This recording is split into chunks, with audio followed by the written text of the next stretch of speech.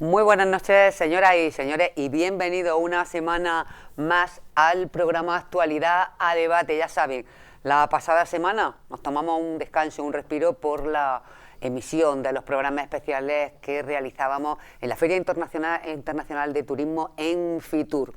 Ya aquí y otra vez, bueno, pues con la realidad política que analizamos desde la perspectiva más cercana desde nuestra provincia, pues les vamos a trasladar lo que opinan nuestros invitados, los amigos que nos acompañan esta noche. David Delgado Jiménez, PSOE. Bienvenido, David. Muchas gracias y agradecido de estar aquí con vosotros. Bueno, gracias también y bienvenido. Antonio Ortega Ruiz, Izquierda Unida, Unidas Podemos. Muy bien, muchas gracias por invitarnos. Gracias también y bienvenido a Manuel Carlos de Castro Anguita, ciudadano. Encantado de estar aquí. Se ve que estuvo a gusto porque ha repetido. Y muchas gracias también y bienvenido. Gracias por estar aquí, Javier Calvente Gallego, Partido Popular. Buenas noches una vez más y sí, lo hemos mimado, lo hemos cuidado, porque repite y encima está contento. No, eso está muy bien. Tenemos evidentemente muchos temas sobre la mesa y la actualidad política, bueno, lleva un ritmo vertiginoso. Intentaremos hablar de, si no de todos, de la mayoría de ellos, pero hay un tema prioritario, acuciante, importantísimo para esta provincia, para lo que es el pan fundamental de esta provincia, que es el aceite, que es el olivar, que es el campo y esa manifestación a la que, bueno, que ya ha empezado en muchísimos puntos de España por parte de agricultores para pedir precios justos para sus productos y que en nuestro caso son precios justos para los productores, para los olivareros que en este momento pues prácticamente no cubren ni siquiera los costos de producción. Una convocatoria, la de mañana, una movilización que se pretende sea masiva y en este caso pues Antonio, que me imagino que desde todas las formaciones políticas, como decíais justo antes de comenzar el programa, bueno, pues vamos a estar de acuerdo todos y todas, en este caso, en esta mesa, porque es imprescindible, es fundamental, hay que moverse, hay que hacer algo. Hombre, yo creo que lo primero que hay que hacer, al menos desde Izquierda Unida, así lo hemos hecho, es llamar a la movilización y a la participación mañana de todos los agricultores, y yo iría más allá en la provincia de Jaén, mucho más allá de los agricultores, puesto que la provincia, afortunada o desafortunadamente, depende exclusivamente casi del olivar y todos los sectores económicos se ven influenciados por eso. Por lo tanto, mañana es conveniente que acudamos todos los que podamos a esas movilizaciones convocadas en la provincia de Jaén. Lo segundo, yo creo que probablemente en el análisis de la situación en la que estamos, que es una situación, nosotros creemos que crítica para la provincia de Jaén, para la agricultura en general, para el olivar en especial, es una situación difícil. También creo que estaremos seguramente todos de acuerdo en, pues nos encontramos en la situación en la que estamos. Ahora lo que hay que ver es las soluciones y probablemente ahí a lo mejor no coincidamos ya tanto respecto a qué hacer para que este tema se solucione. Lo que sí es cierto que o se soluciona o la situación, al menos para la provincia general, en general para la provincia de Jaén y en general para el campo español, va a ser muy difícil para el mundo rural en general. Situación complicada, la verdad que sí, en este sentido, bueno, pues yo creo que toda la provincia volcada con el sector. Sí, obviamente no es ninguna novedad decir que Jaén depende del olivar, como ha dicho Antonio, para bien o para mal, pero una realidad incontestable, y por supuesto Ciudadanos pues apoyamos las movilizaciones de mañana, no solo las de mañana, sino que las hemos apoyado en anteriores ocasiones también cuando se han hecho tanto en Sevilla como en Madrid. Además de la movilización, el problema grave que entendemos que existe es la solución, es decir, que la solución no es una solución fácil ni sencilla. Todos creo que coincidiremos en que lo que hay que hacer es que los productores tengan una rentabilidad adecuada a sus productos, tanto del olivar como de otros productos agrícolas e incluso ganaderos, que hay una serie de intermediarios que son los que generan o se llevan la plusvalía, mejor dicho, del producto, que el aceite que se produce en Jaén, que es quizá el mejor del mundo, si no el mejor, pues no deja en Jaén las plusvalías que debería dejar. Esto es una situación ancestral en el que yo creo incluso que la administración debería haber liderado un cambio de almazaras, cooperativas, etcétera. Y bueno, pues no es nada simple, es un problema muy complejo, pero por supuesto que desde Ciudadanos estamos y apostamos por la movilización y porque se oiga en donde se tenga que oír, en los foros nacionales, incluso en los europeos, que es fundamental también, pues que el olivar se puede morir.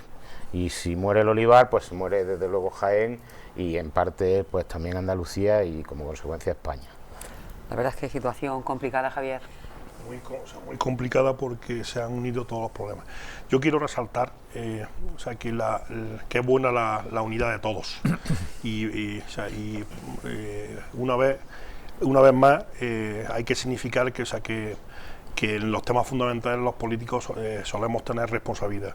Y yo me alegro profundamente de que el Ayuntamiento de Baeza, como otro, digo el Ayuntamiento de Baeza porque es lo que me consta, ¿no?, que ha hecho una declaración institucional de los 4 grupos políticos. No la han hecho el resto también. A ver, en extensión, yo hablo lógicamente del Ayuntamiento de Baeza.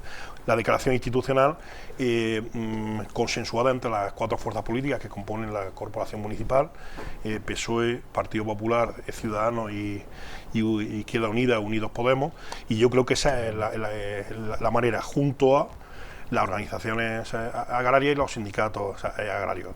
Eso es fundamental, que demos una imagen, como dimos en su momento en las negociaciones de la política agraria común, y ahora Europa, que fundamentalmente es donde nos estamos jugando los intereses, pues que vean que el campo español está unido, el campo andaluz y lógicamente el campo jienense. Yo coincido con Antonio y con Manuel en que mañana debe ser un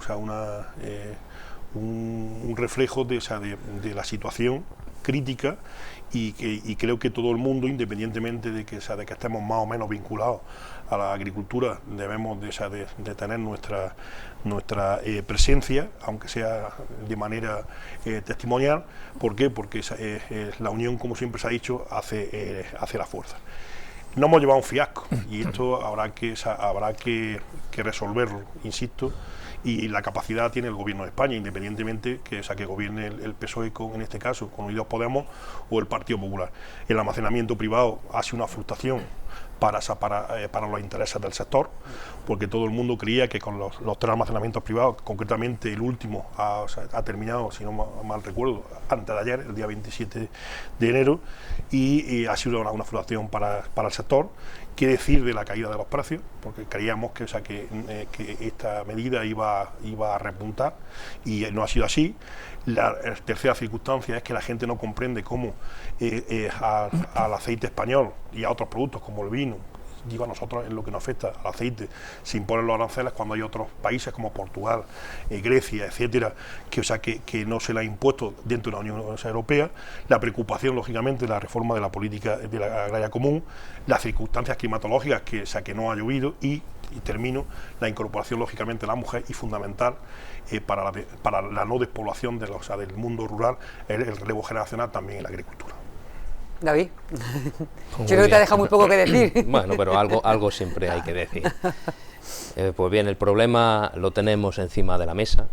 Pues desde el Partido Socialista tienen pues el mundo rural y en este caso en particular el mundo del olivar nuestro total apoyo, nuestro total respaldo.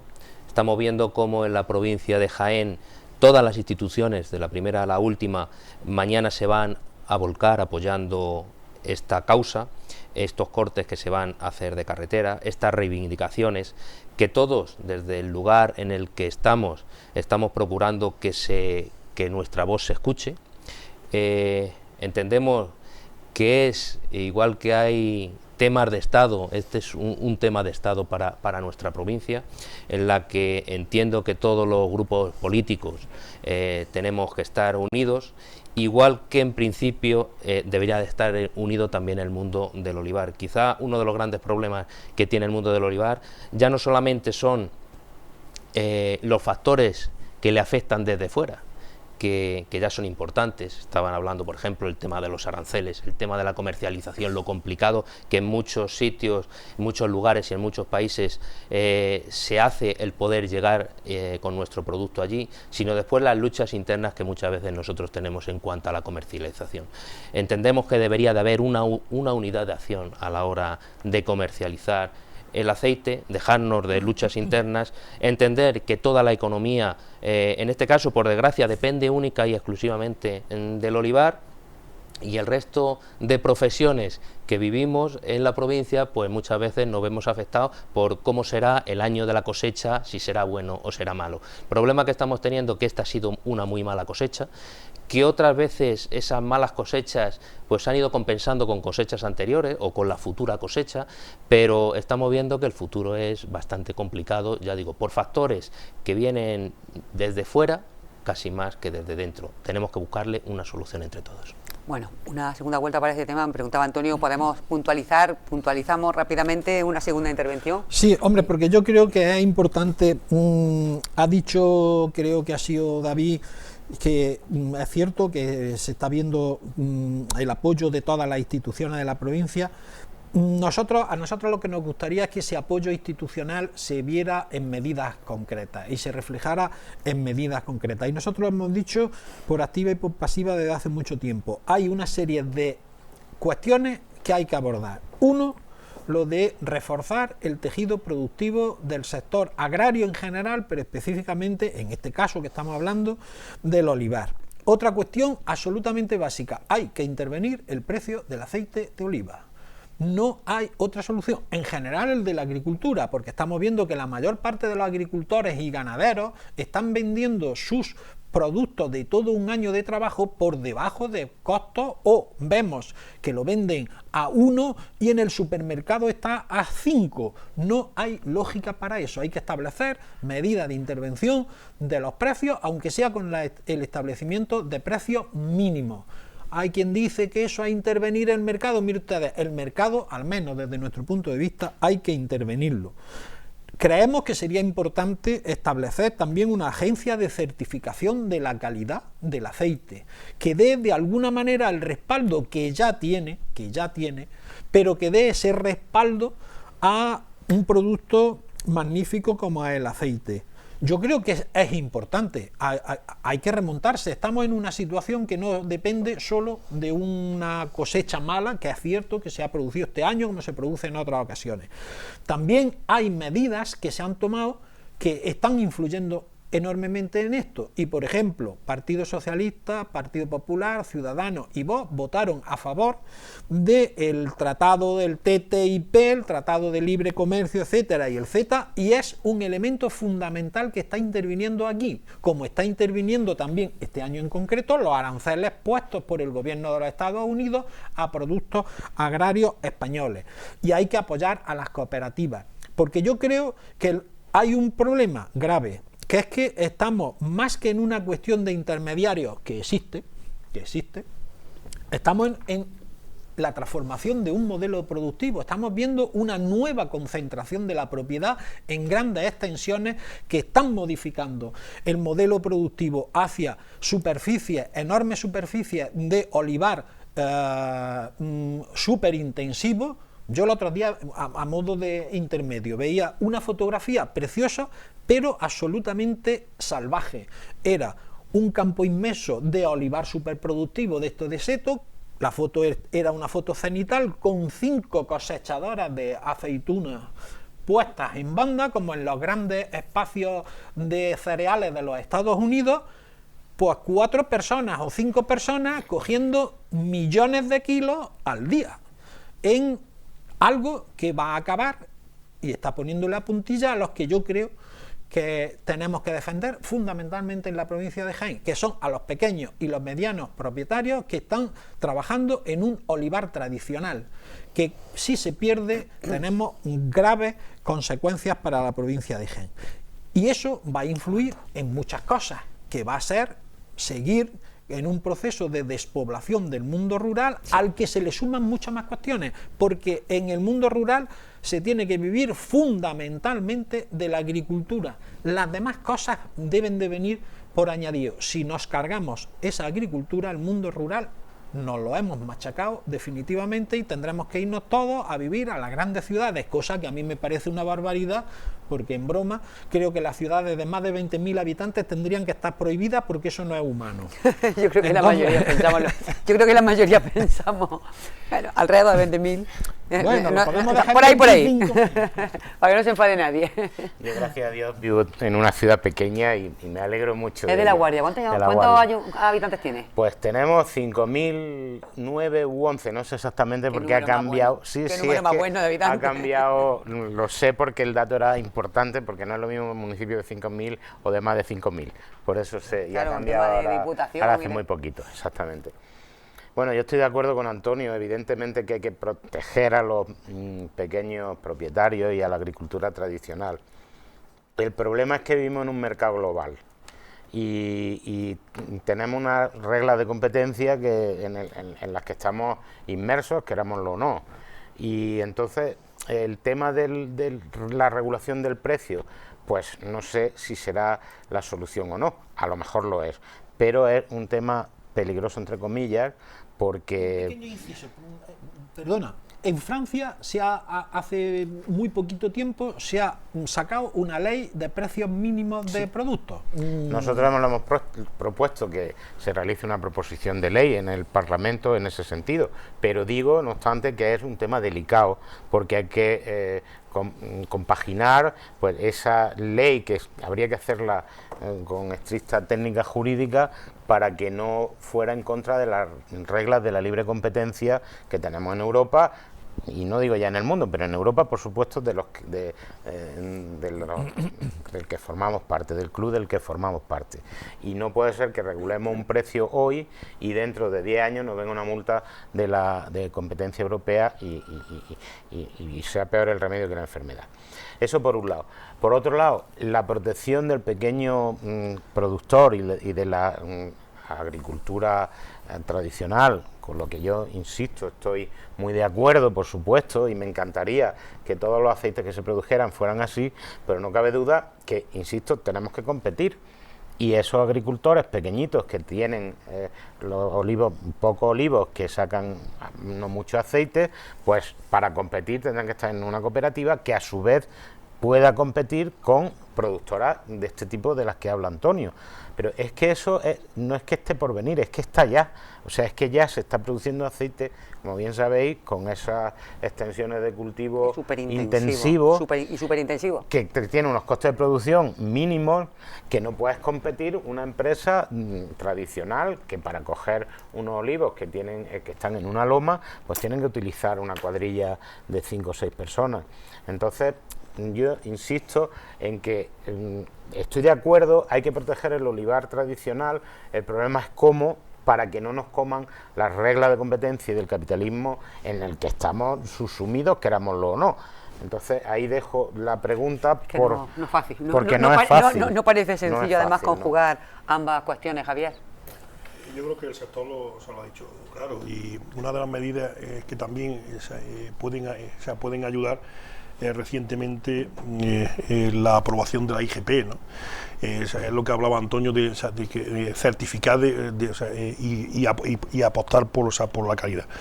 Estamos todos de acuerdo, tenemos que defender el olivar tradicional. Lo que es muy lamentable es que el producto del trabajo de mucha gente durante todo el año se vaya por el sumidero, por cuestiones efectivamente ajenas, y lo que no es de recibo es que como se decía, estén vendiendo el producto a menor precio que el coste que supone producirlo. El sector lo dice, debe haber una autorregulación del mercado a través de la Interprofesional del Aceite, eso está en la normativa europea y se puede hacer. Es el propio sector el que está pidiendo la extensión de normas, que supone que en aplicación de los reglamentos comunitarios, en función de que haya más o menos cosecha, sea el propio sector el que calibre qué es lo que está en el mercado o no. Lo que hay que incentivar también es el consumo interno, en nuestro país, que casualmente somos los productores mundiales de aceite de oliva, y resulta que el consumo interno en España cae en beneficio de otras grasas vegetales. Y luego, fundamental, la aplicación de la ley de la cadena alimentaria. Lo que el sector no puede consentir ni permitir es que haya determinadas lineales en algunos fundamentalmente grandes superficies, que se produzca la venta perdida. Afortunadamente, España fue pionera en la promulgación de la ley de la cadena alimentaria y a través de la Agencia de Control Alimentario, la ICA, se puede denunciar este tipo de prácticas abusivas. También el tema de que presionar a la Comisión Europea que adopte medidas que fortalezcan y que el almacenamiento privado no sea una medida perniciosa. El almacenamiento privado tiene que ser una medida y tiene que haber una revisión de los precios para que salte el almacenamiento privado mucho antes. En segundo lugar, que no puede haber una discriminación en perjuicio de los intereses de los agricultores españoles en relación a los aranceles con Estados Unidos. Y fundamental, que ante el Brexit, la retirada del Reino Unido de la Unión Europea, todo apunta a que las perspectivas financieras del próximo marco presupuestario va a tener una merma. Todos tememos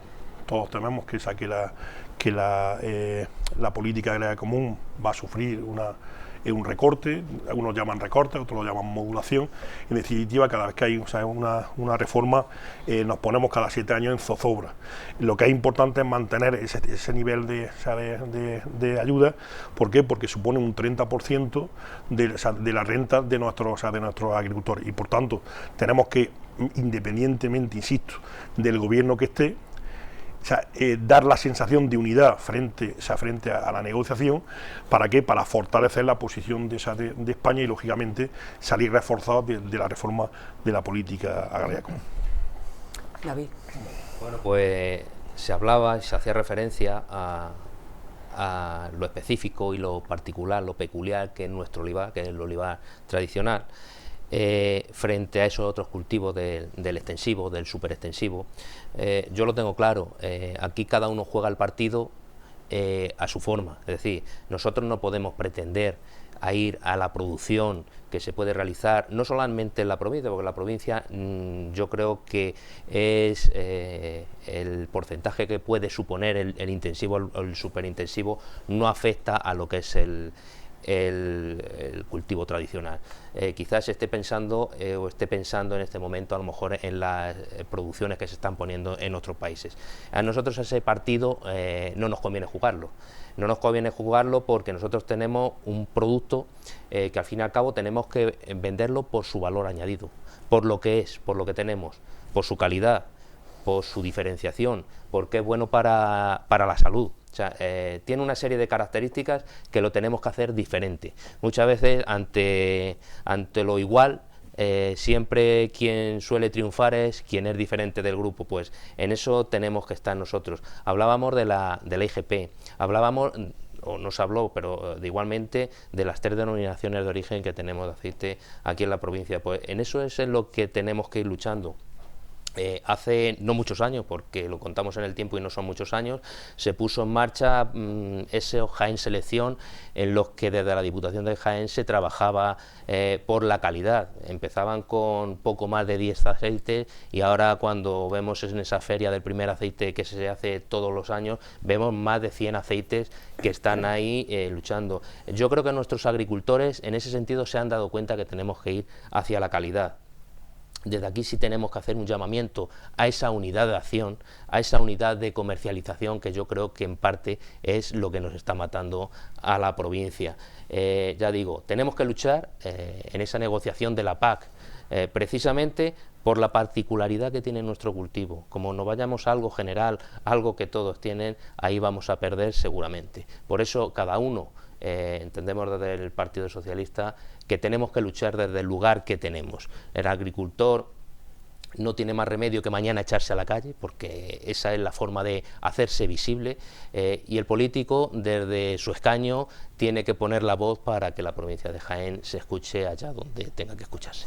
Bueno, otros temas que nos afectan sin duda a esta provincia, a todos y a todas, y de los que también se está hablando mucho, porque es un tema muy importante, muy cuestionado por parte de unos partidos políticos, muy apoyado por parte de otros. Estoy hablando del salario mínimo interprofesional, estoy hablando de la subida del mismo, y hablo de otro tema que también tiene que ver con trabajo, de la reforma laboral. Bueno, pues de esas partes que consideran lesiva y que si quieren cambiar rápidamente, de la otra que no. ¿Cuál es vuestra postura con respecto a todas estas decisiones que se están empezando ya a tomar en el nuevo gobierno, Antonio? Bien, voy a empezar, aunque sea muy brevemente con la parte anterior, a la hora de decir que como el tema de las subvenciones es importante y se van a recortar, como ha dicho Javier, con toda seguridad, nosotros creemos que una medida que debería de ser es la de que las subvenciones deben de ir a quienes los necesitan, a esos pequeños y medianos agricultores del olivar tradicional, y retirarlas de aquellas grandes extensiones que son precisamente las que producen el olivar, el aceite más barato. Yendo a esto, yo creo que las medidas son absolutamente necesarias. Ha habido unos años en los que los gobiernos del Partido Popular han ido retirando derechos adquiridos con mucho esfuerzo, con mucho trabajo, incluso, no es una cuestión trágica, pero bueno, incluso con muertes por parte de trabajadores para adquirir una serie de derechos. Todo eso se ha ido perdiendo con eso que se nos llamó crisis, y que fue simple y llanamente un momento que se aprovechó por parte de quienes más tienen para acaparar más poder en eso, y por lo tanto creo que ahora que probablemente pueda hacerse con toda la tranquilidad del mundo, con todo lo paulatinamente que se quiera, hay que ir elevando el salario mínimo interprofesional en este país, porque no podemos estar los segundos por la cola en cuanto a salario mínimo interprofesional en Europa, los segundos, los terceros por la cola. Se ha demostrado claramente desde la subida que se estableció con el acuerdo que hubo para los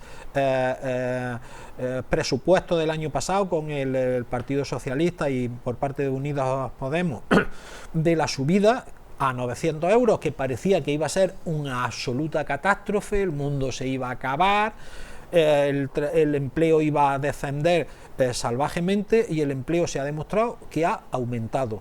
¿Por qué? Porque hay unas cuestiones que tienen que ver con las condiciones fundamentales de los trabajadores. Si uno tiene más dinero puede comprar más, vamos, algo que ya sabemos absolutamente desde hace mucho tiempo y que además se ha demostrado con datos, ayer mismo o antes de ayer mismo. Por lo tanto, creemos que paulatinamente el salario mínimo tiene que ir equiparándose más o menos a los países con los que para otras cosas sí nos queremos equiparar, para esas no. Y con respecto a la reforma laboral, por poner un ejemplo, yo creo que es absolutamente imprescindible que, bueno, barbaridades como el que se pueda despedir a una persona por bajas médicas justificadas, y se pueda despedir a una persona por eso. Hay medidas en la contrarreforma laboral que se hizo que habrá que ir eliminando, y con toda la prudencia del mundo confío en que Yolanda Díaz, la ministra de Trabajo, militante y dirigente de Izquierda Unida y del Partido Comunista de España, y por lo tanto en la cual confío, otra cosa es que se puedan hacer más o menos cosas, pero empiece a plantearse paulatinamente una reforma laboral, una reforma del Estatuto de los Trabajadores, porque las condiciones perdidas por los trabajadores a lo largo de una serie de años deben de recuperarse obligatoriamente. Vamos a tener tiempo de dar otra vuelta a este tema, Manuel. Bueno, obviamente, ya lo dije la otra noche que tuve el placer de estar aquí en esta mesa de tertulia, entiendo que todos los partidos, todas las personas en España, pues quisiéramos que todo el mundo cobrara no 950, sino 2.500, 3.000, 7.000 euros de salario mínimo. Evidentemente que sí. Ahora, lo que no se puede es también hacer demagogia con el salario mínimo y su aumento, porque efectivamente en la anterior subida del salario mínimo interprofesional, pues hubo muchos agoreros que dijeron que la economía se iba a destruir, que no íbamos al abismo. Efectivamente eso no ha ocurrido, pero sí que ha ocurrido, y los datos ahí están, que muchos colectivos que antes estaban cotizando en la Seguridad Social, estaban de alta y estaban cobrando un salario digno, pues pasaron automáticamente a la economía sumergida, a no cotizar y a cobrar bastante menos. Eso ocurrió con el personal que desempeñaba su trabajo en los hogares españoles, en muchos, hablo de miles de personas. Por otra parte, el aumento del salario mínimo, que podemos pensar en grandes empresas y decir, bueno, pues si es que, hombre, una gran empresa como Telefónica no le va a suponer nada, en vez de pagarle 900, pagarle 950 si es que tiene personas con salario mínimo. Que, por cierto, el porcentaje de trabajadores que cobran el salario mínimo interprofesional es muy pequeño en España, es decir, que sobre todo en grandes empresas no tiene un impacto importante. Ahora sí tiene un impacto muy importante en pequeños autónomos que no pueden hacer frente porque van al límite de costes de una subida del salario mínimo. ¿Y qué ocurre con ellos? Que en microempresas y en empresas de pequeños autónomos que tienen a lo mejor 2 trabajadores o 1, pues cuando no pueden llegar y no pueden subir el salario mínimo, ¿qué es lo que tienen que hacer? Despedir a uno de ellos, y en vez de tener 2, pues tienen 1. Es evidente que el tener más poder adquisitivo por parte de los trabajadores aumenta la economía en general de la nación, pero también hay que tener en cuenta que incrementa los costes de los empresarios, que son los que crean empleo y que son los que contratan a esos trabajadores y le tienen que pagar el salario mínimo interprofesional. Insisto, Ciudadanos está de acuerdo con subir el salario mínimo interprofesional, evidentemente que sí, y si podemos subirlo más, pero hay que compaginarlo con esa situación de la que vengo a decir, que también influye especialmente en el mundo rural, porque precisamente es donde más incidencia tienen los salarios mínimos interprofesionales, puesto que en una empresa con una persona técnica pues no va a cobrar el salario mínimo, pero un peón de la agricultura sí. Entonces hay que tener mucho cuidado en esos sectores, porque se puede venir abajo la economía de dichos sectores y por ende la de España. En cuanto a la reforma laboral, y muy brevemente, la reforma laboral ha sido reconocida en todos los países europeos como la mejor reforma laboral que se ha hecho en España y como la más eficaz, y de hecho los datos del empleo así lo han demostrado. No cabe duda, y desde Ciudadanos también lo reconocemos, que tiene aspectos muy mejorables. El que ha dicho Antonio, pues no me duele en prenda en reconocer que es un artículo al menos polémico. Pero bueno, la reforma general en sí pues no fue una mala reforma. ¿Que necesita una reforma de la reforma? Sí, porque también desde Europa nos están diciendo, oye, ustedes no se paren en las reformas estructurales, tienen que hacer más. Pero eso no quiere decir que la reforma haya sido un fiasco, como por parte de los partidos, concretamente de Unidas Podemos y en algunos casos también del PSOE, pues han puesto de manifiesto, ¿no? Javier. Algo tendrá el agua cuando la bendicen. Yo estoy en contra, o sea, de lo que ha dicho Antonio Ortega, ¿no? Que reformar o cargarse la reforma laboral. Lo que pasa es que Izquierda Unida y Unidas Podemos dice la del PP y la del PSOE. Bueno, pues si hay algún partido en esta mesa que ha creado empleo a lo largo de la historia de la democracia de este país, es el Partido Popular. 5 millones de puestos de trabajo en la época de Aznar y 3.700.000 en la época del gobierno de Mariano Rajoy. Ahora, podemos entrar en el debate, es decir, sobre que ya me lo dirá la parte izquierda físicamente e ideológicamente, me dirá la precariedad de los empleos, los trabajos indefinidos. Tal. Bien, la realidad es que en el día de hoy ya había una reversión desde que gobierna el PSOE con Unidas Podemos, en donde ya hay debilitamiento de la creación de empleo. O sea, los datos de la EPA los conocíamos con un incremento que no se conocía de los últimos 6 años. La realidad, ¿cuál es? El hecho objetivo es que mientras está gobernando Mariano Rajoy, ha ido creciendo el empleo sostenidamente gracias a esa reforma laboral que tanto critica, lógicamente, la izquierda de este país. Yo estoy de acuerdo con lo que ha dicho Manuel. Es decir, todo el mundo estamos de acuerdo, y de hecho el Partido Popular subió el salario mínimo interprofesional, pero no se puede subir indiscriminadamente. Pero además no lo digo yo, no lo dice Manuel, o sea, en el día de ayer lo dijo el propio presidente de la Junta de Extremadura, Fernández Vara, y García Paje, en relación a los trabajadores eventuales del campo. Criticaban la medida de la subida del salario mínimo interprofesional, y lo estaba diciendo destacado. ¿Por qué? Porque se ha dicho aquí, es que no podemos meter a todos los trabajadores en el mismo saco. Los trabajadores eventuales del campo, o sea, haciendo una correlación con lo que hablábamos antes, el salario actual está en torno a los 56 euros del convenio colectivo del campo, o sea, en la provincia de Jaén.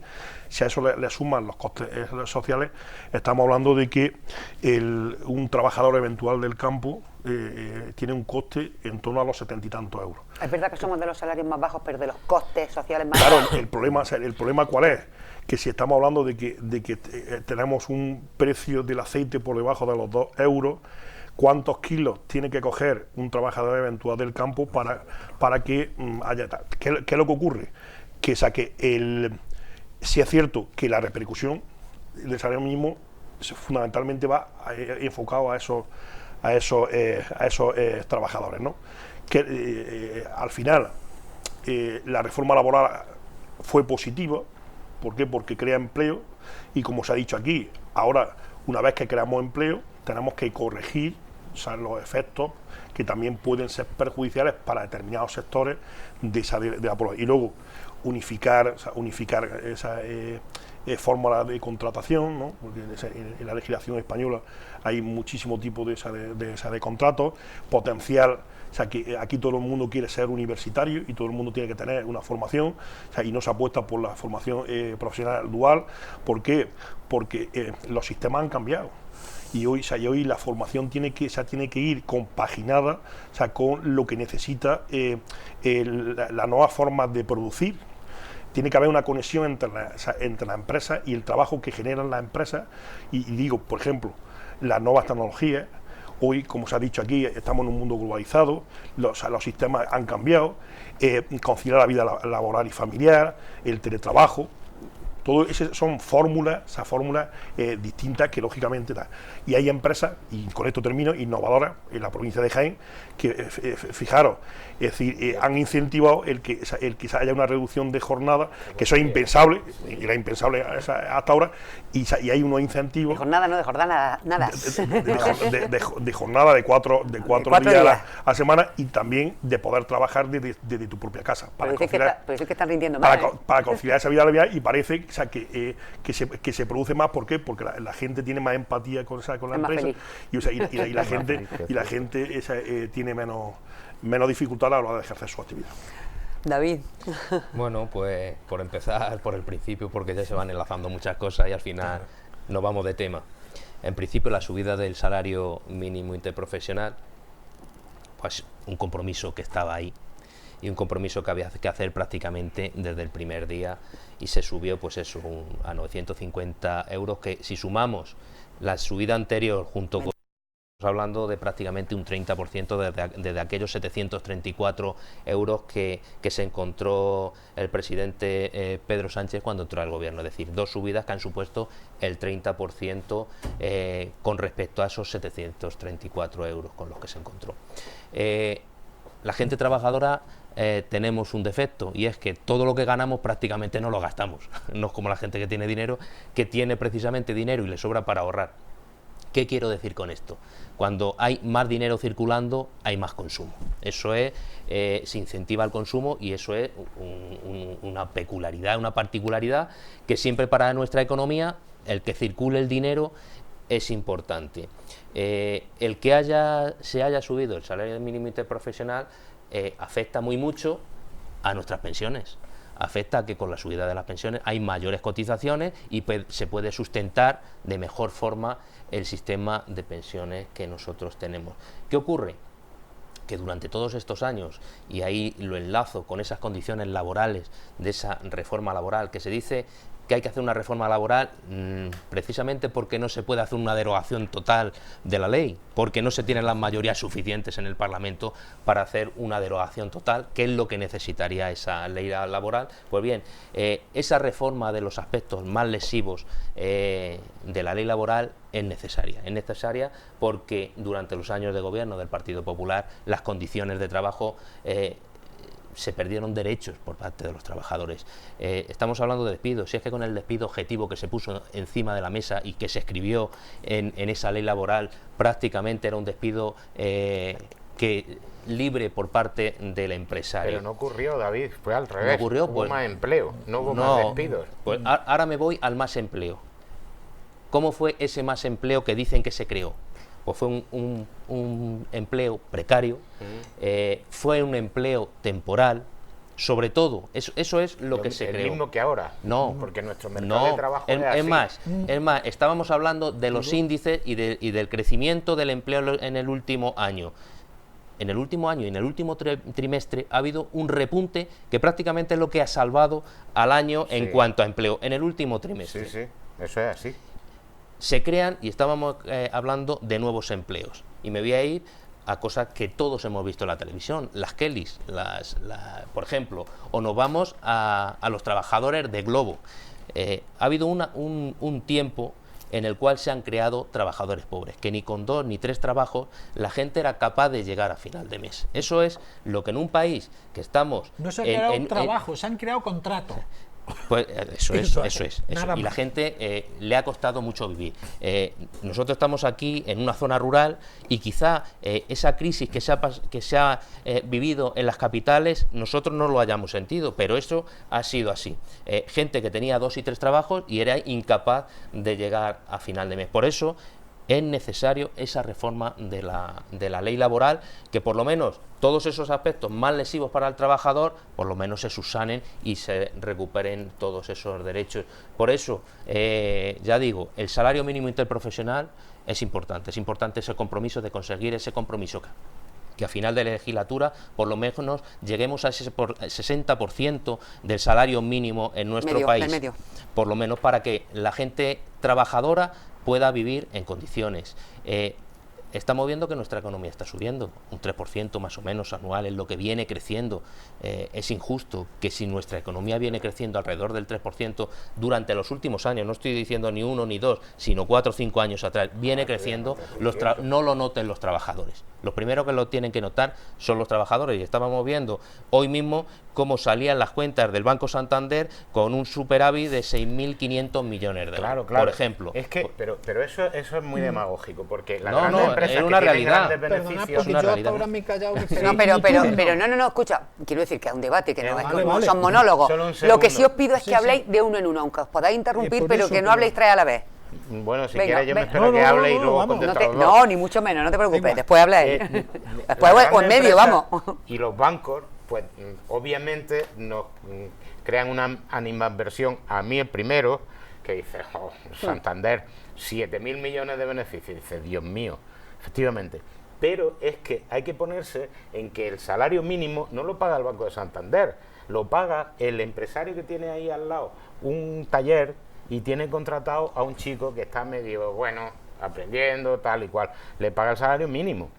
Si a ese señor que es empresario le dice, no, en vez de 750 usted va a tener que pagar 1.100, no es el caso, 950, pues dice, no llego, me quito a este chaval. Es decir, que es que en España el 99% de las empresas, como bien sabéis vosotros, son pequeñas empresas, pequeñas microempresas, autónomos, y que tienen 1 o 0 trabajadores. Entonces no podemos pensar en las grandes compañías que efectivamente me sumo al carro y digo, oye, 100 no, 500.000, porque para que lo repartáis 3, que se lo repartan entre todos los trabajadores. Pero es que el mercado laboral en España no es así. Y a lo de los derechos de la reforma laboral, no ha habido tanto cerceno de derechos laborales de los trabajadores individuales. De hecho, los tribunales de lo social, los juzgados de lo social, no se ha incrementado el número de demandas en absoluto durante la durante la reforma laboral. Y la reforma laboral parte no de una cosa que se llamó crisis, parte de una crisis tan importante en España que no hemos vivido otra, creo yo, en siglos. Es decir, que no es que se lo inventaran. Algunos hemos vivido esa crisis.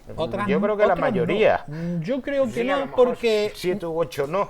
No, 7 u 8 no. Es cierto, porque están los datos, primero, que a alguna gente le hemos pagado con nuestro dinero a los bancos su mala gestión. 40.000 millones de euros que en otros sitios les han pedido y le han devuelto, y aquí en España no han devuelto ni un euro. Bueno, y ese dinero... están en ellos. Y es, hombre, pues yo sería de los que les exigiría que los devolvieran. Entre otras cosas también, porque es de todos y esos 40.000 millones de euros no se han invertido en otras cosas. Primera cuestión. Pero es que además hay una serie de mitos cuando se habla del mercado laboral en España, que a mí me parece que hay que desmontar claramente porque se desmontan fácilmente. Vamos a ver. Javier, el problema del precio del aceite o de la crisis del olivar no creo que sea consecuencia de los salarios que se pagan. Porque de ninguna de las maneras. Segunda cuestión, me parece a mí que lo que había en esa crisis, que ha sido utilizada por una serie de gente para reconquistar espacios que habían perdido, esos poderosos, pues había un aumento de la cantidad de dinero y del número de súper ricos en España, y lo contrario, ha aumentado el número de personas que viven en la pobreza, o, como se está diciendo aquí, ya tener un trabajo no te da ninguna garantía de poder salir de una situación de precariedad vital. Luego, había un problema de reparto de esa riqueza. Si unos han ganado mucho y los otros han perdido, vamos ahora... Mire usted, eso es como cuando se dice en una empresa, salió un ejemplo de aquellos que parecía que era una barbaridad, que habían reconquistado la cesta de Navidad. Mire usted, en un momento renunciamos a una parte del salario que se daba como una cesta, y renunciamos voluntariamente. Ahora que la empresa vuelve a estar en situación, nosotros volvemos a pedir eso, y eso es lo que hay que volver a pedir, el estar en circunstancias en las que ese reparto de la riqueza sea algo más equitativo, porque aquí se ha dicho lo que había una precarización total. En España no se ha creado empleo, se han creado contratos, y hay personas que tienen contratos continuos de media hora, de un cuarto de no sé qué, de media semana, de 2 días. Claro, así se crean 200.000 millones de contratos, pero no son empleos. Eso no es cierto. Javier, eso no es cierto. Javier, perdona, y sí me gustaría acabar con una cuestión. Y también hay otro tema. Los empleadores, y nos metemos a los pequeños y medianos, a todos, los metemos a todos. Dan empleo porque necesitan dar empleo, no por gracia. Es decir, yo doy empleo porque necesito que una serie de trabajadores me saquen el trabajo que yo solo no puedo hacer, en la aceituna, en una fábrica, en cualquier sitio. Si esas personas necesitan dar trabajo, ese trabajo tiene que ir de alguna manera correlacionado con lo que está haciendo el trabajador, si es que son necesarios. Un empresario no existe si no tiene trabajadores. No puede existir, es mentira, por lo tanto no da empleo. Cierra. Necesita dar empleo. Y por lo tanto tendrá que pagarle a esas personas aquello que necesitan para...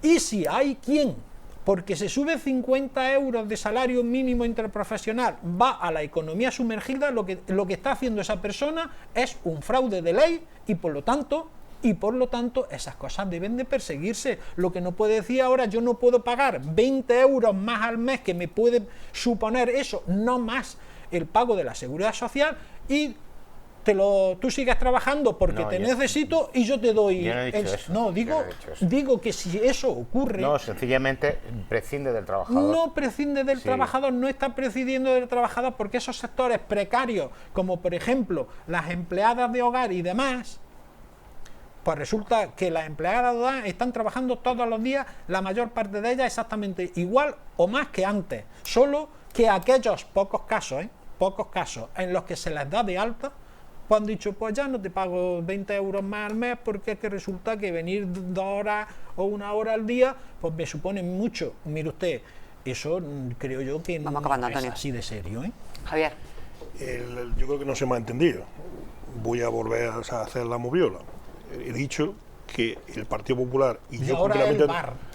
estamos de acuerdo en la subida progresiva del salario mínimo interprofesional, porque nosotros lo hicimos en su momento a 800 y pico euros.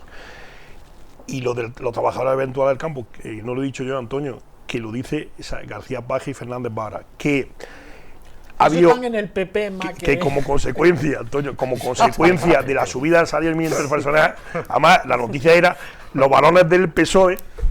Los varones del PSOE se quejan de la subida del salario mínimo interprofesional. Esa era la noticia en el día de hoy. Pues que se quejen de su salario. Entonces, ¿qué es lo que ocurre? Que lo Bueno, que de dicen salario ellos, mejor no hablamos, Antonio, que porque si pensamos en salarios de Unidas Podemos, mejor nos callamos, ¿eh?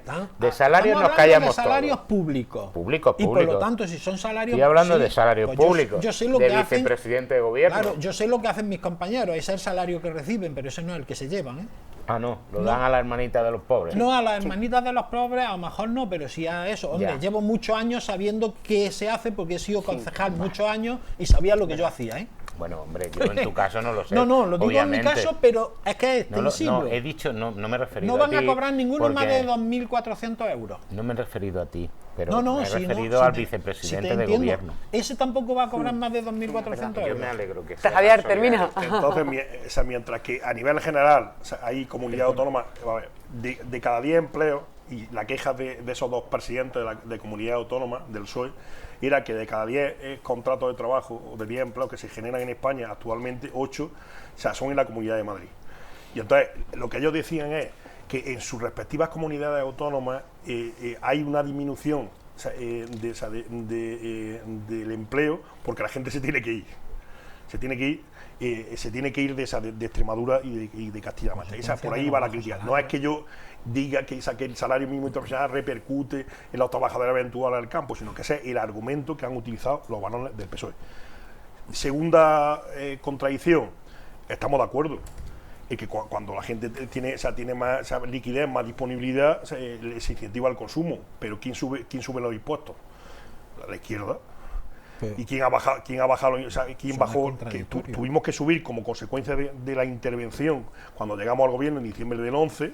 Efectivamente, tuvimos que subir impuestos, lo bajamos, y nada más que la reforma fiscal que hicimos en el IRPF supuso la devolución a los trabajadores, que no fue a las grandes empresas, de 9.000 millones de euros. Porque claro, si tú de 14.000 euros subes a 18.000, el que no tenga la obligación de declarar, hoy un trabajador que cobre 24.000 euros en España, no paga ni impuestos. Sí, no paga impuestos. No tiene, vamos, soy más preciso, no tiene obligación de declarar en el IRPF, vamos a ser más exactos. Y no tiene que ser una persona que recibía de 14 a 18.000, estamos por vía fiscal, le estamos dando la posibilidad a la gente de que tenga un incentivo. Tercera cuestión, un empresario que tiene un trabajador, que hace sus obligaciones, lo mismo que el empresario tiene sus derechos y sus obligaciones, el empresario tiene la misma, nunca lo va a echar. Y yo estoy de acuerdo con Manuel. Es decir, lo que hemos visto en los juzgados de lo social es que como consecuencia de la crisis, que muchas empresas se ven abocadas a que tienen que despedir a esa gente. Pero ¿cuál es el problema? Que como la mayoría de las empresas caen en la insolvencia empresarial, al final las indemnizaciones que se generan por los despidos improcedentes como consecuencia de la crisis de esas empresas, ¿quién la paga? El Estado, a través del Fondo de Garantía Salarial.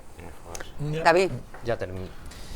Mira, los datos de los que se hablan aquí, en principio era el 85% en la Comunidad de Madrid los contratos que se hacían. Y cuando se hablaba de los varones, se estaba hablando que era precisamente no por la tónica normal de la contratación de toda España, sino precisamente porque en Extremadura y también en Murcia, gobernada por el Partido Popular, se producía una peculiaridades que prácticamente la economía pues no está pasando como aquí en la provincia de Jaén, que se debe al campo, y cuando vienen malas cosechas, cuando vienen mal, pues hay seguramente, como ha pasado este año aquí en la provincia, hay menos jornales. Esa es la problemática que han tenido este año precisamente. El PP subió por lo menos 5 veces el IRPF, y cuando dice que si el Partido Socialista sube los impuestos, no, el Partido Socialista lo que quiere hacer es mantener los impuestos por una precisa razón, porque si se mantienen los impuestos, lo que se hace también es mantener los servicios públicos. Eso sí, a la hora de pagar impuestos hay una máxima dentro del Partido Socialista, que es cada uno tiene que aportar en virtud a los recursos que tenga, es decir, una proporcionalidad. El castigo que se le ha hecho durante estos años de crisis a las clases medias, a las clases trabajadoras, inflándolas a impuestos precisamente por las 5 veces que se subió el Partido Popular el IRPF, que es donde más afecta precisamente al que tiene una nómina o al que depende de un trabajo, ahí se le está castigando a las clases trabajadoras. Por eso desde aquí, desde el Partido Socialista, siempre hemos dicho que el que más tiene, pues tiene que repercutir con sus recursos más para sostener precisamente los servicios públicos. Otra cosa es que otros partidos políticos su opción sea el que no existan esos servicios públicos. Por parte del Partido Socialista entendemos que los trabajadores, la clase media, tienen que tener unos servicios dignos, y de la única manera que se pueden sustentar económicamente esos servicios públicos es a través de impuestos. ¿Impuestos cómo? Que cada uno pague en virtud a sus recursos. Pues muchísimas gracias. Nos vamos a publicidad, porque además es que nos hemos pasado el tiempo por demás. Ahora vamos a tener una segunda parte en la que quiero que hablemos, entre otras cuestiones, de ese famoso PIN, veto parental, como guste llamarlo, y que tanta cola ha traído. Enseguida volvemos con todos ustedes después de unos minutos de publicidad. Hasta ahora.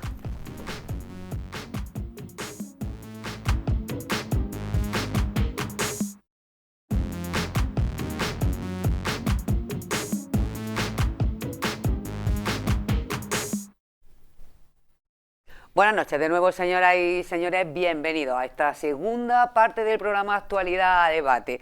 Hemos estado hablando, bueno, pues hemos comenzado con la reforma laboral, con el tema del salario mínimo interprofesional, y por supuesto hemos comenzado hablando de un tema que nos importa muchísimo en esta mesa, en esta provincia, y es de la manifestación a la que mañana sin duda va a asistir gran parte de la provincia, esa manifestación por las reivindicaciones de nuestros olivareros, de nuestros agricultores, pidiendo sobre todo y fundamentalmente precios justos para los trabajadores y las trabajadoras del campo. Decía que vamos a comenzar en esta segunda parte hablando pues de otro tema que ha traído cola, que afecta muchísimo, porque la mayor parte de las personas pues tienen su hija, su hijo en los colegios, quien no nietos, quien no sobrinas, sobrinos, y entonces bueno, pues todos tenemos mucho que decir y que opinar con respecto a este asunto, sobre el que los políticos ya están diciendo en muchas comunidades autónomas la última palabra. Hablamos de ese PIN parental, y hablamos, bueno, pues de esa diversidad de opiniones al respecto que hay de ese veto parental, que lo del PIN, ya, es verdad que muchas personas no entendemos a qué se refiere lo del PIN concretamente,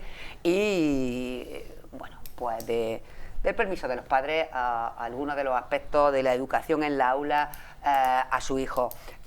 Comenzamos hablando con Manuel, vamos a empezar por aquí ahora. Bueno, yo creo que esto ha sido un asunto que se ha sacado bastante de quicio por parte de Vox, que es la parte interesada, y que en realidad pues hay un consenso, aunque haya habido declaraciones por todas las partes un poco histriónicas. Yo creo que hay un consenso en España, puesto que además que así lo establece la Constitución y las leyes, en que la educación no es disponible en toda parte por parte de los padres. Ahora bien, eso no quiere decir que los padres no tengamos derecho, bueno, mis hijos son ya mayores, a intervenir en la educación de nuestros hijos, que por supuesto que así es y así está reconocido en la Constitución, pero es que además así está reconocido en la legislación escolar, vamos, en relación a la enseñanza. Quiero decir que hay canales establecidos por las normas, por las leyes, que hacen que los padres puedan participar en el control de lo que se les va a dar como educación a su hijo. Ahora bien, también es cierto, y yo creo que no estaría de más que en determinadas circunstancias, determinadas cuestiones, que los centros sacaran un poco excepcionalmente de lo que es el programa curricular que tengan para los alumnos, tanto de actividades programadas como las extraescolares, lo que se salga de esas normas del centro y de esas normativas, tanto estatal como autonómica, pues que se pregunte a los padres en qué es lo que opinan sobre ello. Yo creo que... Antonio. Vamos a ver, yo creo que este es uno de los aspectos en los que desgraciadamente grandes sectores políticos y de la población han caído en un planteamiento realizado por la extrema derecha que no tenía ningún problema, no ha existido ningún problema, además lo han demostrado con datos, incluso en algunos sitios donde lo han establecido, y que me parece que nos puede llevar a la locura. Es decir, que los centros escolares tienen un desarrollo curricular que además aprueba el consejo escolar, en el que están representados profesores, alumnos y padres. No estamos hablando de actividades extraescolares, sino de actividades complementarias que entran dentro del proceso curricular de cada centro y que aprueba la comunidad educativa, que la aprueba la comunidad. Si ahora llegamos al absurdo de que cada padre y madre pueda establecer una censura, porque es una censura, ni pin ni pon, es una censura por parte de los padres a la educación, que son los centros escolares quienes tienen que darlo, que son los profesores, porque es que estamos dudando ya hasta de las capacidades y de las posibilidades de los profesores. Podemos llegar al absurdo de que ahora a mí no me gusta que a mis niños o niñas se le dé una determinada visión, que lo que se da es todas las visiones.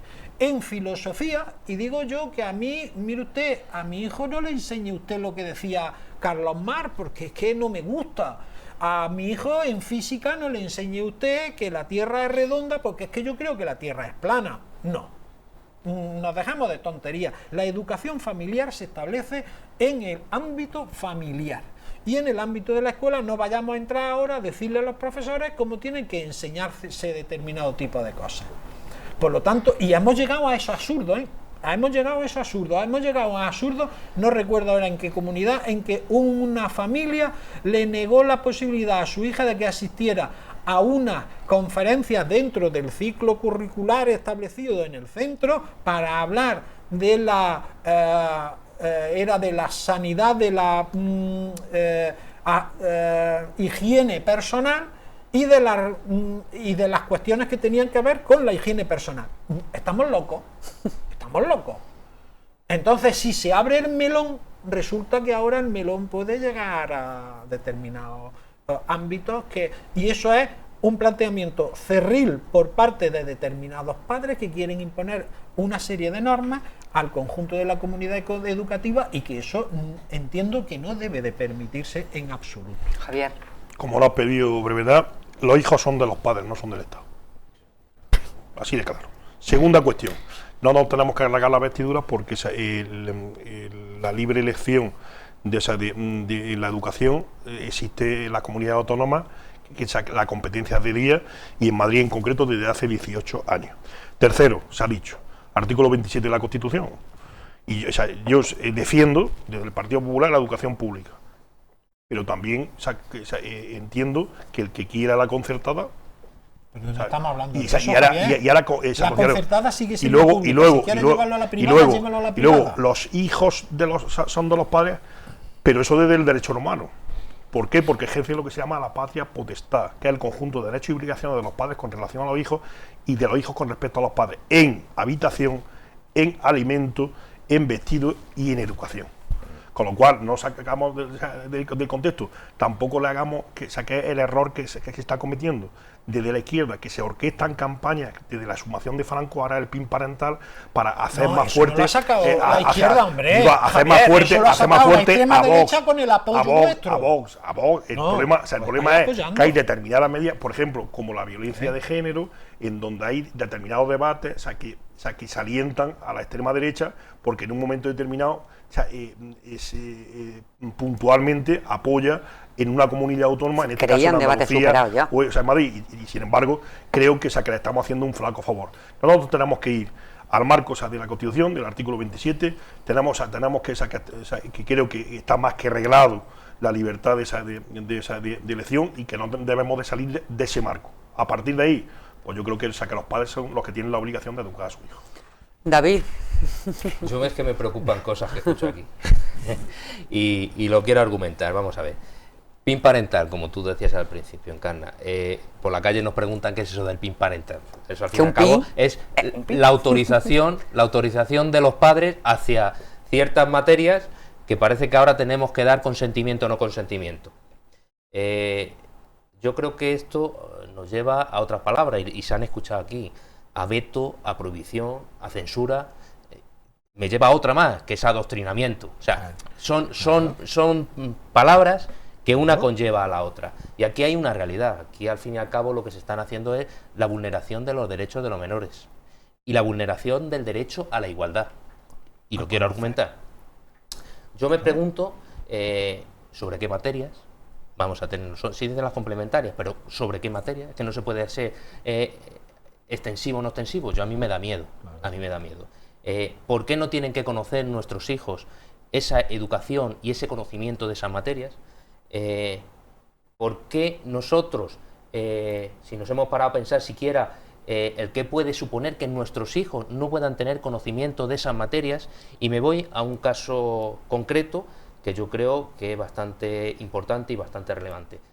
Según estudios de la Fundación ANAR, el 60% de los casos que se dan de maltrato precisamente se dan en el seno familiar. Es decir, yo soy la persona que estoy diciendo que a mi hijo no le den o no tenga conocimiento de tal materia o tal otra materia, y yo soy dentro del seno familiar el maltratador. Entonces, ya digo, se está vulnerando el derecho a la igualdad, se están vulnerando el derecho que tienen nuestros hijos. Y a mí es que me preocupa que la agenda de Vox, tanto PP como Ciudadanos, estén agarrados de ella y se estén diciendo, no, perdona, a estas Ciudadanos alturas, no está agarrado de la agenda de Vox. Se estén diciendo barbaridades como esta, que yo creía que todo esto ya era de tiempos pasados. Vamos a ver, yo quisiera, por favor, hacer un... No, sí, vamos a ver, sí. ¿Has terminado una vez? Bueno, perdón. sí, precisamente, está en tu uso de la palabra. Es que cuando yo digo adoctrinamiento, vamos, o sea, el que el adoctrinamiento lo hacemos o lo hacen los padres, más bien el adoctrinamiento lo puede hacer el sistema de enseñanza. Lo puede hacer. Que me suenan. Yo no digo que lo haga en todos los casos, pero que lo puede hacer. Equiparar lo de la violencia de género con los padres que se niegan a que... Maltrato. Maltrato. 60% del maltrato en el seno familiar. Sí, no, se dan el 60% del maltrato se produce dentro del seno familiar. Bueno, del seno familiar sí, pero eso que tiene que ver con un padre que no quiera que le digan, que no quieran que... ¿Que hay violencia de género? No, que hay violencia de género, no. Que hay violencia de género, ¿y que hay que combatirlo? No, hombre, pero eso es que, vamos, quien se oponga a eso es que... Pues quien lo está planteando, eso que es dicen un que absurdo eso... completamente. Que dicen precisamente que eso es adoctrinar. Perdona que te interrumpa, Sí. Tan mentira es el debate que se ha establecido, que se ha basado, además, en la propagación de falsas noticias. Y se ha hablado de que es que si en los niños de no sé qué colegio estaban dándole una conferencia no sé qué, que resulta que era de Suecia en un grupo de padres hace no sé cuántos años, porque los países esos a los que nos queremos igualar muchas veces, este tema lo han solventado hace 50 años. Tan mentira y tan absurdo y tan artificial es este debate que no existía. No, sí existía. Porque existía. Históricamente el adoctrinamiento históricamente eso es un hecho. Claro. Lo ha hecho la izquierda, el Partido Comunista y ¿La Iglesia hace adoctrinamiento? No, la Iglesia, ¿no? La Iglesia explica religión, que es diferente. ¿Ah, sí? ¿Y es cuando, diferente. o sea, que si lo hacen uno es adoctrinar y otros que además es que no me ha dejado terminar. No es adoctrinamiento por parte del Partido Comunista, adoctrinamiento por parte de los nazis. Eso es adoctrinamiento. Mira, no te permito, de verdad, yo hasta ahora creo que no.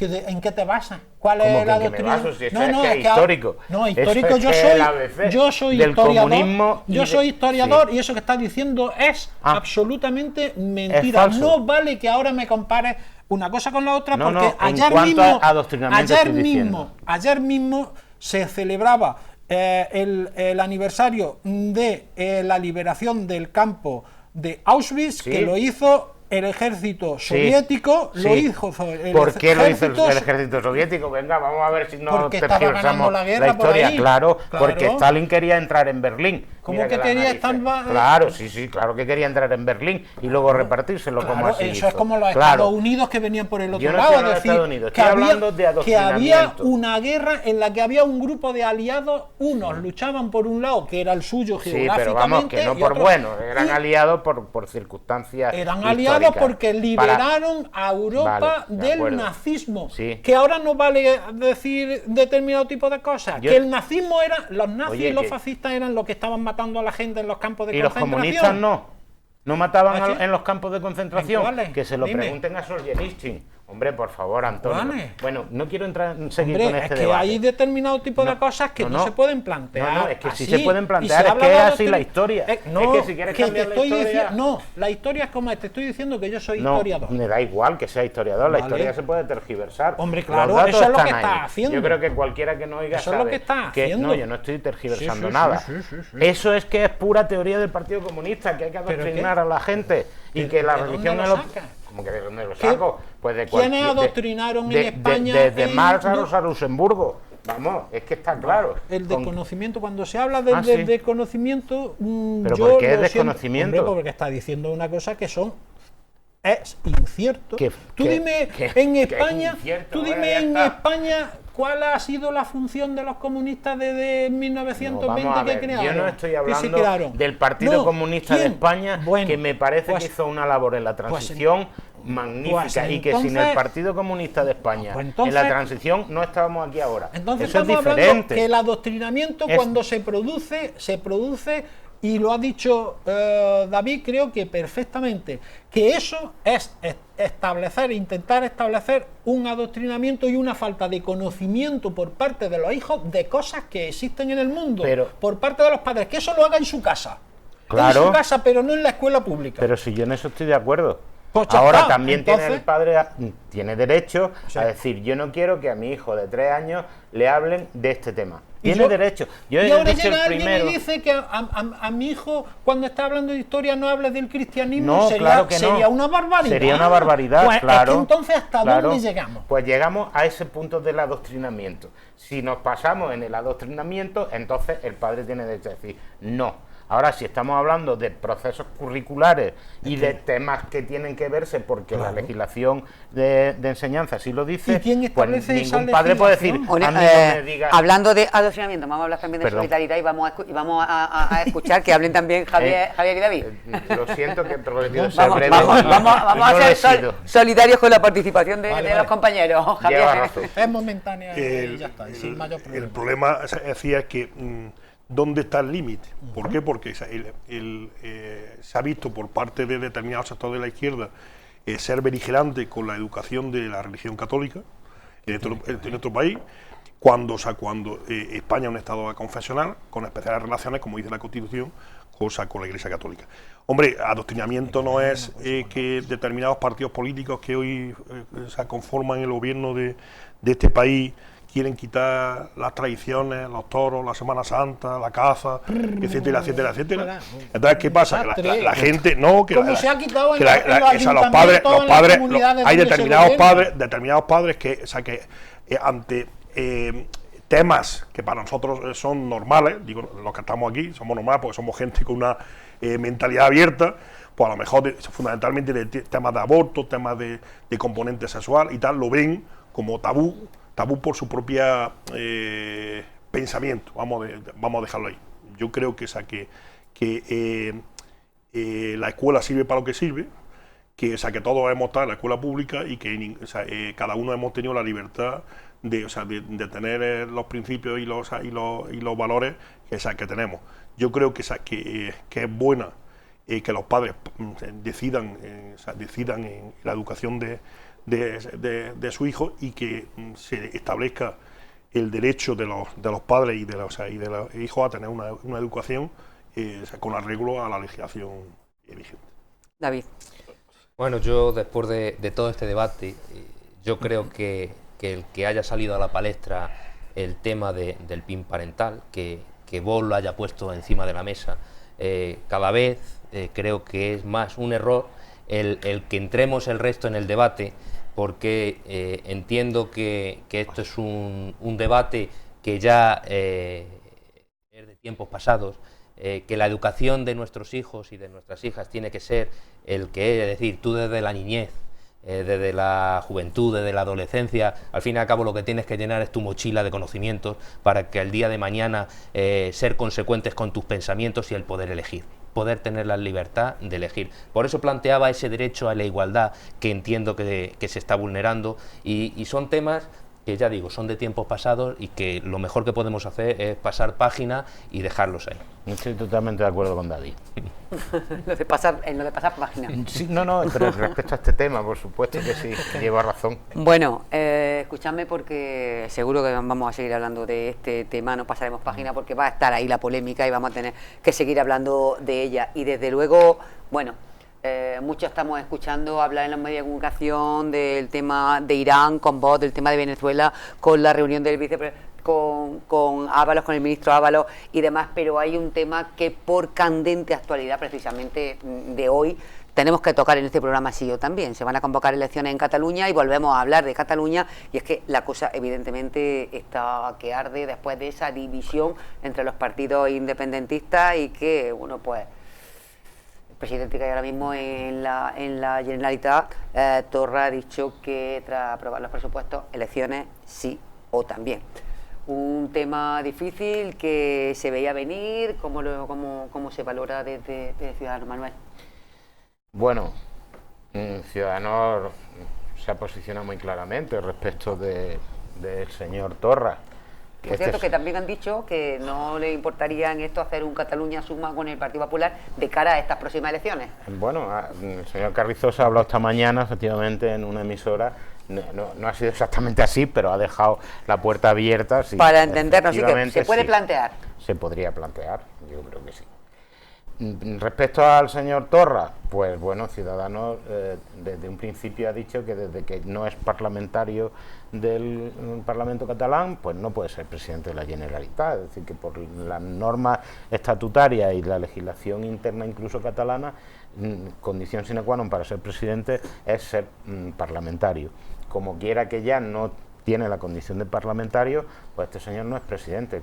En consecuencia, pues entendemos que el presidente de gobierno, el señor Sánchez, lo que tenía es que iniciar los trámites para su destitución y no realizar los trámites para reunirse con él, no se sabe a qué y no se sabe para qué y no se sabe en base a qué, puesto que ya digo que institucionalmente, según mi opinión y la opinión de mi partido, este señor no es presidente ya, o no es presidente legal de Cataluña, porque parece que él se arroga esa posición. En relación a las elecciones, pues bueno, parece que lo que ocurría en Cataluña es una pelea de gallos entre los dos partidos independentistas, que al final parece haberse escindido, aunque yo creo que no se escinden nunca de verdad en su totalidad, porque el planteamiento de ambos partidos, tanto de Esquerra como del señor Torra, es el mismo, es decir, llegar a la independencia, unos más tarde, otros más pronto, unos por unos caminos, otros por otros, pero eso lo tienen clarísimo.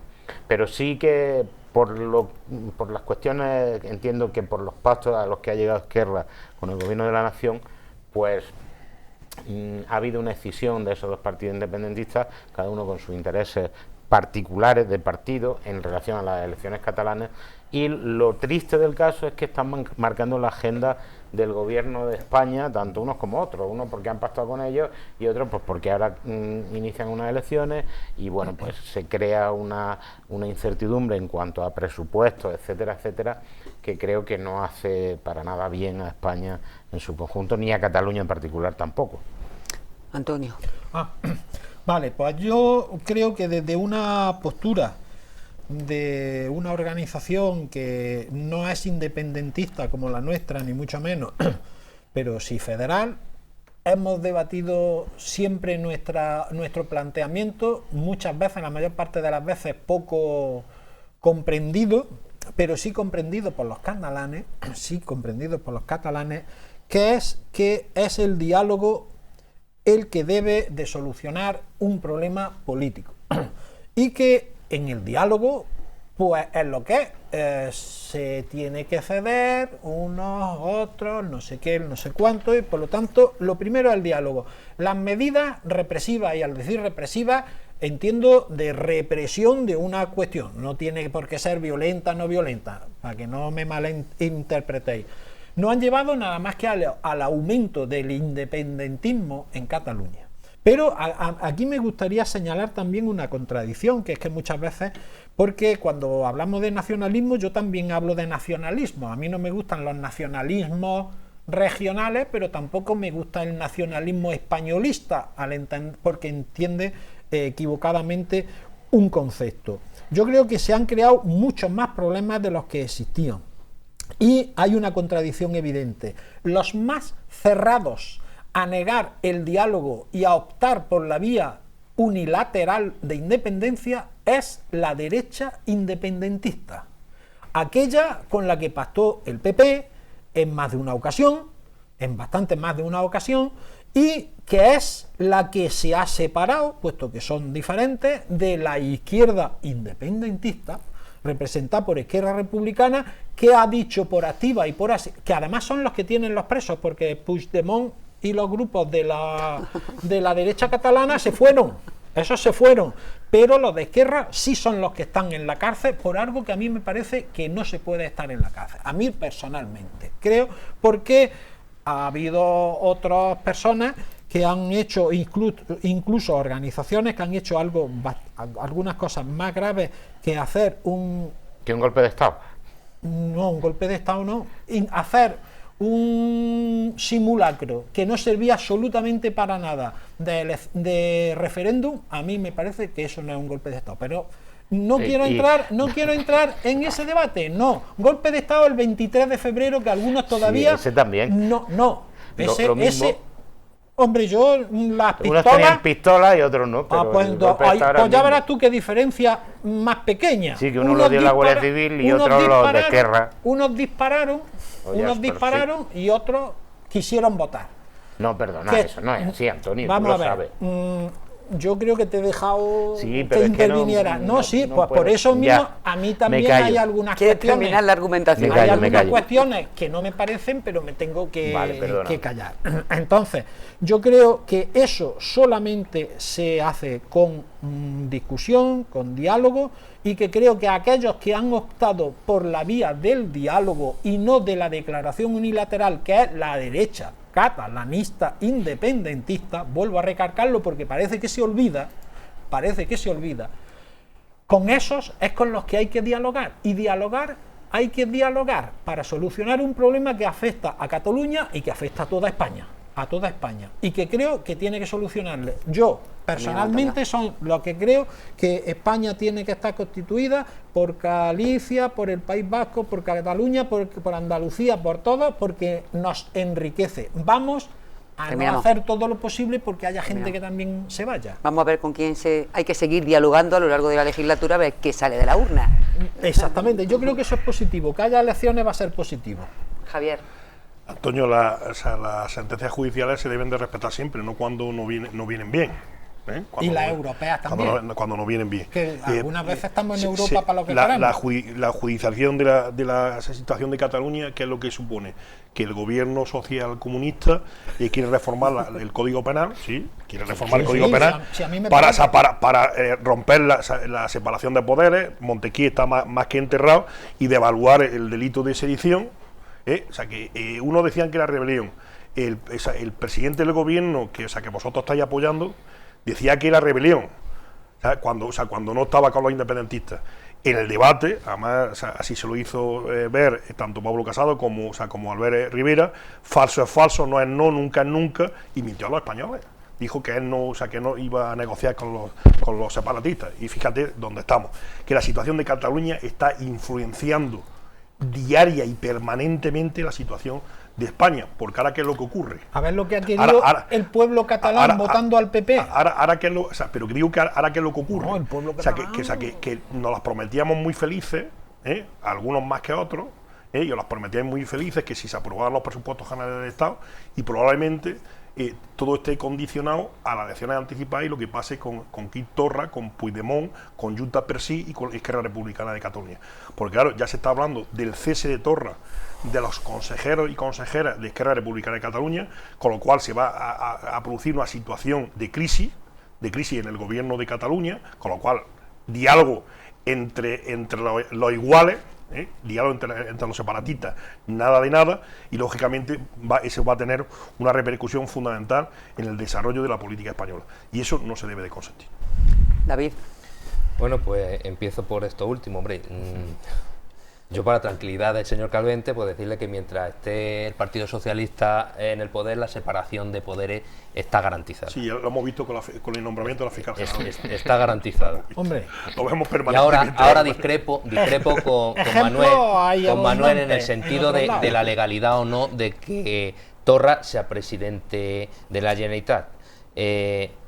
La situación es peculiar, pero a día de hoy sigue siendo presidente de la Generalitat, aunque por parte de Ciudadanos no lo reconozca.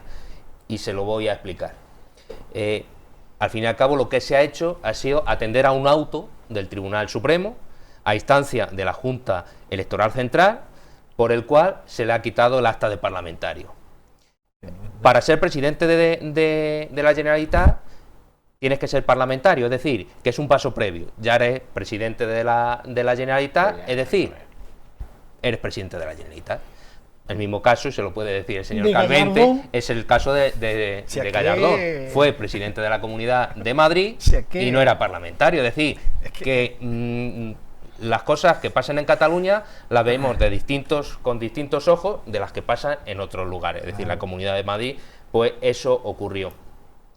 Si no pasa nada, si no hay ninguna otra sentencia judicial, resolución o auto que el día 6 de febrero pueda ocurrir, pues el señor Torra seguirá siendo presidente de la Generalitat. Es decir, esa reunión que en principio tiene concertada con el presidente Sánchez, pues se tendrá que celebrar.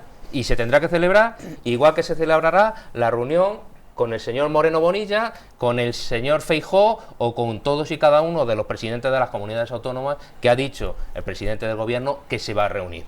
¿Por qué se va a reunir con el señor Torra? Porque dentro de ese acuerdo, que yo sé que no le gusta, con Esquerra, es un paso previo a hacer esa mesa de negociación, de diálogo, porque tiene que existir, y ya lo dije hace un par de semanas cuando estuve aquí, la única forma de desbloquear esta situación es a través del diálogo. Hay un problema de convivencia en Cataluña, un problema político en Cataluña, y se tiene que resolver a través de el diálogo y de la política.